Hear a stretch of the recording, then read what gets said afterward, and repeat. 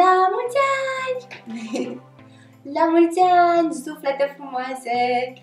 Mulțumesc că v-ați întors pe canalul meu și astăzi am pregătit un nou clipuleț pentru voi cu un machiaj mai puternic, cu buze puternice, cu ochi destul de evidențiați. În mod normal nu prea le-aș combina, dar am făcut astăzi o excepție. Mă iertați, schimbați culoarea la buze, faceți ce vreți voi. Aveam și niște gene super stufoase pe care le-am dat jos pentru că nu m-am simțit confortabil cu ele. Și cam asta este povestea de astăzi. Vă invit să urmăriți mai departe pașii pe care i-am urmat. Începem prin a ne hidrata pielea și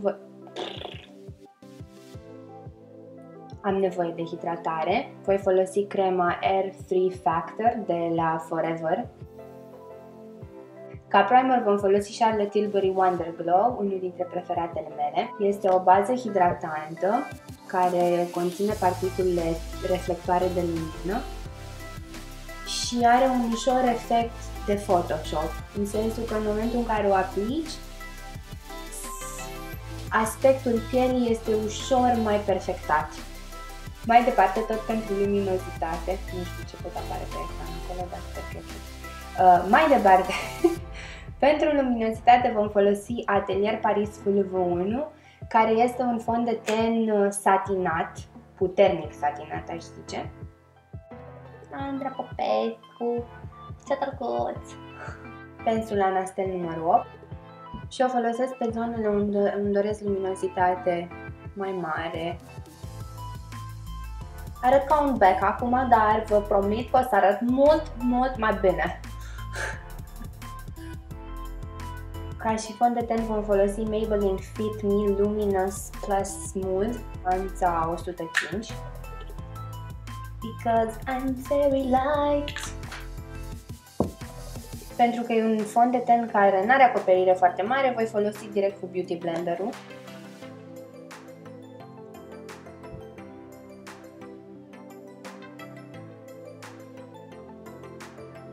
Prin tapătare. Și puteți vedea că a dispărut aspectul de bec, dar nu știu dacă pe cameră se vede, luminozitatea pe zonele unde l-am pus rămâne acolo în continuare, which is awesome! Ca și concealer vom folosi din paleta Anastasia un pic de piersiciu cu un pic de galben, pensul la Base Shadow Brush, cu această culoare de mijloc care e un pic mai căldută. Și începem din punctul de intensitate care de obicei este aici la mijloc. Ok? Ușor la nesuc, de la sprânceană spre contur. Eu am filtrat destul de mică și atunci o să facem doar puțin pe margini cât să conectez cu restul feței. Pensul la Valerie D22M38230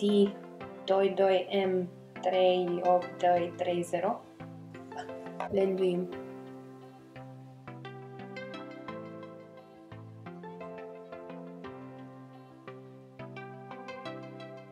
Cu MAC Luster Bronze voi veni ușor pe punctele de lumină.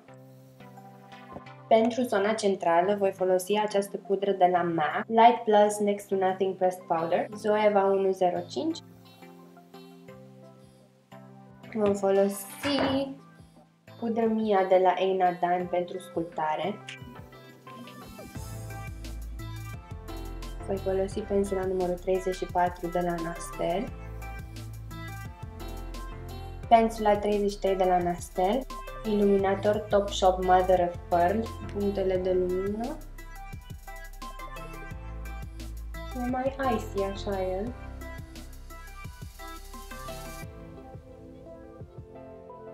Ce, vi se pare că e iluminat nasul? Să mă las așa ca un buton tot tutorialul, după care să îmi dau seama că de fapt n-aș fi vrut să fac asta și că aș fi vrut să-l șterg. Anyway, cam asta e. Ușor îl tapătăm. Un pic așa. Dar o lecuță. Că aparent oricum n-am ce să mai fac.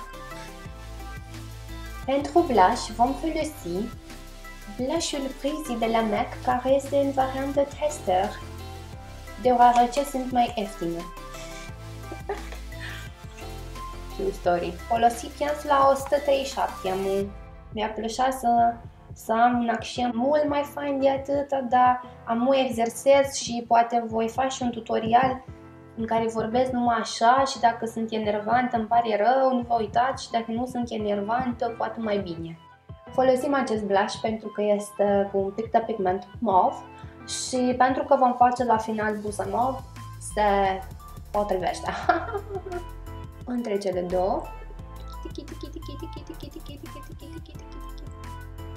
Doamne, ce iubesc pensula asta.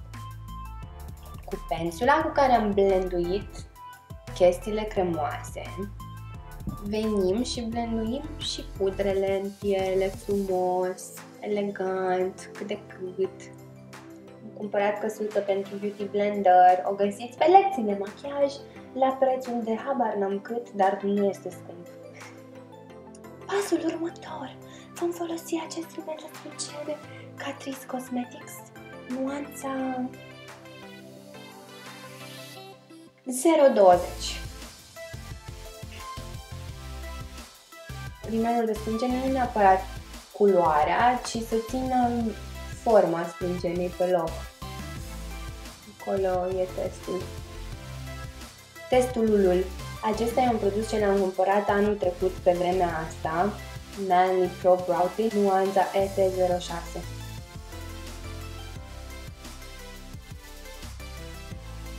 Ca și bază pentru pleoapă putem folosi primer, eu voi folosi concealer de la MAC, pensulă Nastel sintetică și încep prin a-mi curăța sprânceana.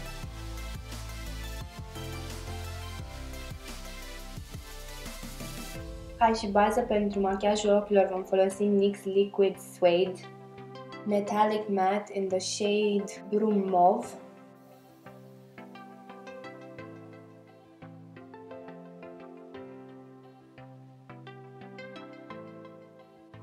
Am pus-o pe toată pleoapa în afară de colț în interior și pe arcadă și acum cu o pensulă sintetică Real Techniques Base Shadow Brush o voi trece o pensulă sintetică Fluffy. O pierdem în piele. Ne facem și carcasa de umbră. Am luat creion pe pensulă, creionul este Cascade of Colors 201. În punctul de adâncime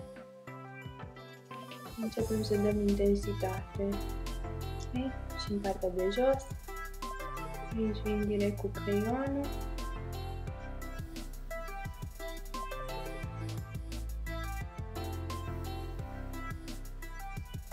Începem să fixăm.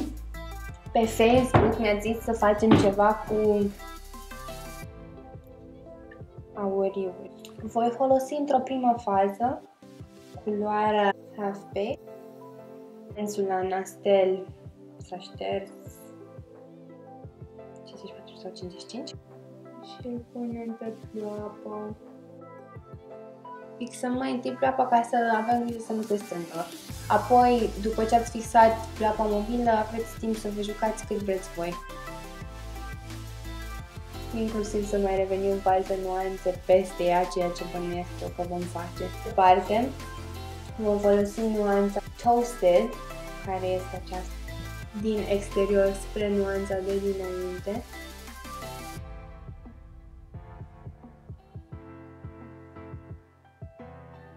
Și mai departe ne trebuie o nuanță maro mată, pe care o vom lua chiar din Tarte, cea de aici.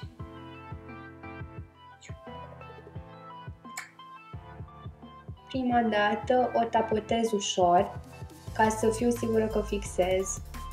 Bine, să nu apăsați tare, asta e super important. E foarte important să nu apăsați în momentul în care machiați, pentru că întotdeauna mai puteți adăuga, dar să ștergeți în momentul în care ați făcut o pată e mult mai greu. Ok, și partea de jos la fel.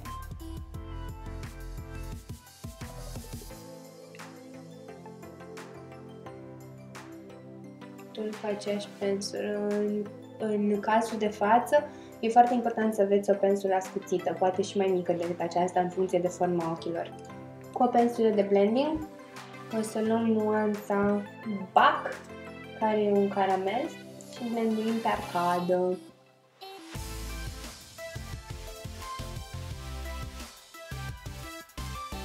Tot din paleta Tarte voi folosi Free Spirit, care o vanilie.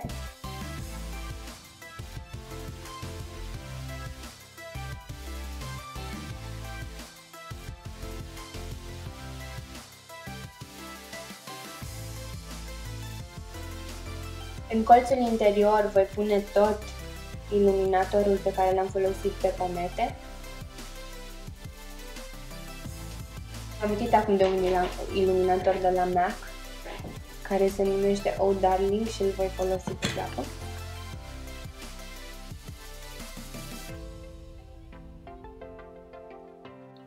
Pe partea de jos voi folosi ca bază Catrice Liquid Metal. Nu l-am mai folosit până acum, dar vedem. Peste el vom folosi acest pigment Tamitanuka.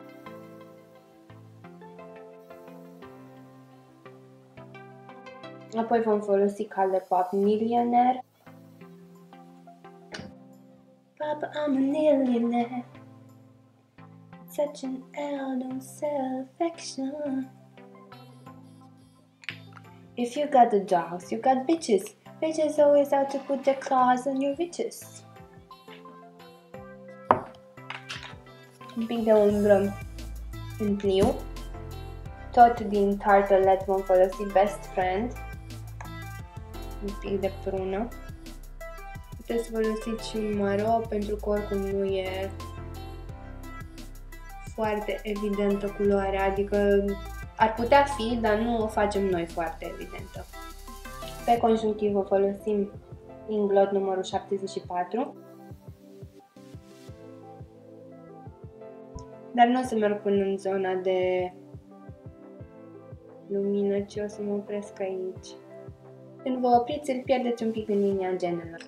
Illamasqua eyeliner negru, orice eyeliner negru folosiți voi. Pensula pe care am folosit-o este Vogue 060.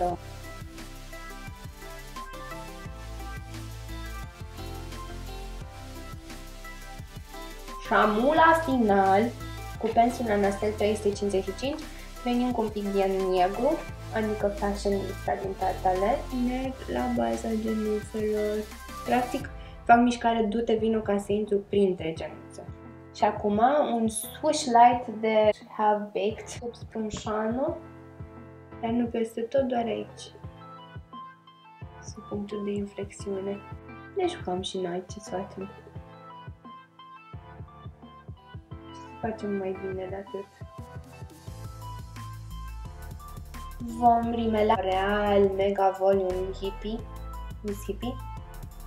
Dacă nu vă puneți genuți, ar fi bine să le și întoarceți înainte. Genele pe care le vom folosi astăzi se numesc Kiss și sunt în varianta Puny, e o variantă dublă. Deci o să am la gene de măia mama lui proces verbal. Am pus genuțele, sunt super stufoase pentru gustul meu. Da, acum le-am pus cu asta e mai diferită de cealaltă în față, în bine. Să zicem că merge. Am rămas fără baterie între timp. Și sunt terminată pozele, m-am apucat pentru că pierd lumină, ca de obicei.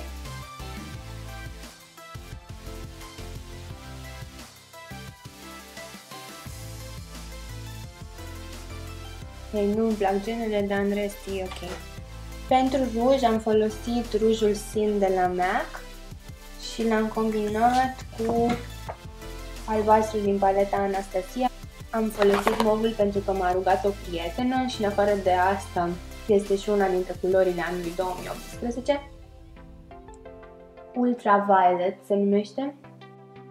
Cam acesta a fost machiajul. Sper, tot timpul zic sper să vă placă, normal că sper să vă placă, dar ca idee, când îmi puneam rujul m-am gândit, îl fac, arăt și după care șterg și pun o culoare mai deschisă. Nu cred că voi face asta pentru că m-am gândit că oricum e mai bine să ies din zona de confort și recunosc că nu mi-e atât de confortabil machiajul pentru că e rujul, pentru că sunt ochii și genele astea mă termină. M-am hotărât să-mi dau genele jos pentru că erau mult prea mult pentru mine. Așadar, acesta este machiajul de astăzi.